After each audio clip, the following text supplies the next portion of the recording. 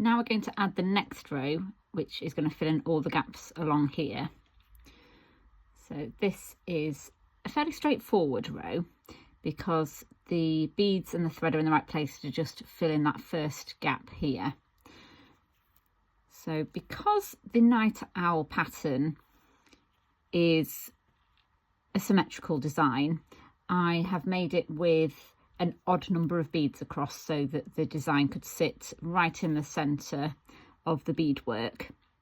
What that does mean is that on every alternate row, because it is an odd count peyote stitch pattern, that there's a slightly different thing you have to do at the end of every alternate row, and that's what I refer to as an odd count turn. So we are nearly across here, so filling in all of those gaps, and when we pick up the very last bead, similar to what happened at the top corner when you were setting up the rows, you have a bead that is just flapping around. So in order to get that into position and also then get our thread into the correct place to start beading back across the rows, we need to do a fancy little turn, which once you've done a couple of times becomes very straightforward. So to connect this bead into the right place, we need to do a couple of small things. So first of all, we're going to take our needle back towards the tail end, so across the beadwork, through the bead above in that direction. Just pull your needle through. That will hold the bead in position, but now we need to get our thread back round and through this new bead, ready in that direction to carry on across.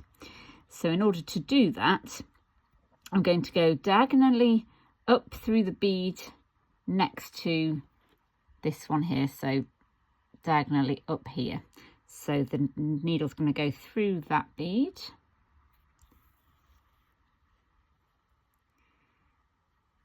And then I'm going to be going back towards this right edge of the beadwork by going through this bead here, followed by this bead diagonally above it. Now, sometimes your needle will want to go through both beads at once. If it doesn't feel like it's going to go through smoothly, just tackle them one at a time. So now I can pull that thread tight. That's got that bead nice and snug in that place, and our thread has done a little turn in those three beads there and is exiting out of the bead above the last one on this corner. So now in order to get to the right place to carry on beading, we just simply go through that new bead on the corner back towards the beadwork. And now you can continue beading. Now, all of your turns are going to end up on the same side. So every alternate row, so you'll work across this row, it'll be a straightforward turn back, and then this is where you have to secure your loose bead each time.